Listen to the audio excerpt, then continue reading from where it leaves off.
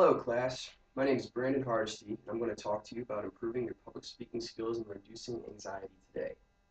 Almost everyone dreads being called up to the front of the class. Hands get sweaty, voices shake, our eyes dart to the floor, and we imagine that people are nothing more than amused with our awkward attempt to cope with all the undesired attention. I remember this was certainly true for me when I took speech class in high school, and it was a very rare student who didn't exhibit signs of nervousness or anxiety. Despite what Hugh Grant films suggest, this awkwardness and anxiety is not attractive or endearing to the people whom you're addressing. Rather, it is detrimental and robs the speaker of their effectiveness. There's good news, however. Public speaking is a skill, one which certain people might have an easier time developing, one that can be embraced by anyone. I'm going to give you guys a few tips that helped me overcome my fear of stage fright, which was basically a far more enduring form of fear of public speaking. First, you should be very comfortable with your subject and your presentation. I play a song hundreds of times to practice it before I even jokingly attempt it in public.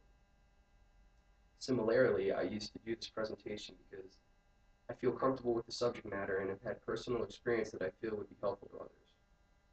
This is probably the most important step you can take to reduce your anxiety and increase the effectiveness of your speaking, according to Toastmasters International.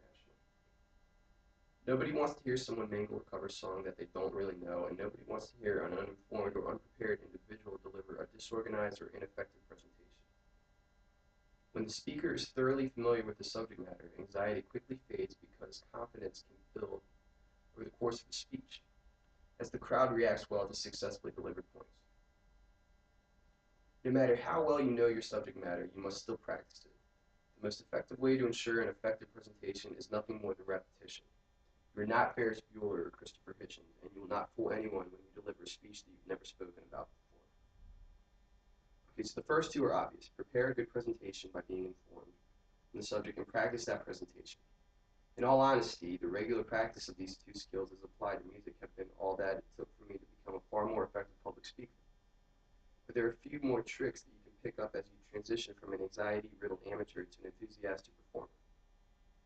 My best trick to help deliver effective presentation is to always think of myself from the outside. How does your body language speak to the people watching or listening? Do you use emotional facial expressions to help deliver points? How about gesturing? Many people assume that these are natural actions which spring from the inherent personality of an individual, but they are not. Just as people should practice delivering the words of a speech, they should also practice how they would use body language and gestures to enhance it. My final words of advice when delivering a presentation or performing in any matter: never apologize. Do not apologize for misspoken words, for sneezes or coughs, for mistakes, for stuttering. The audience does not notice what you notice.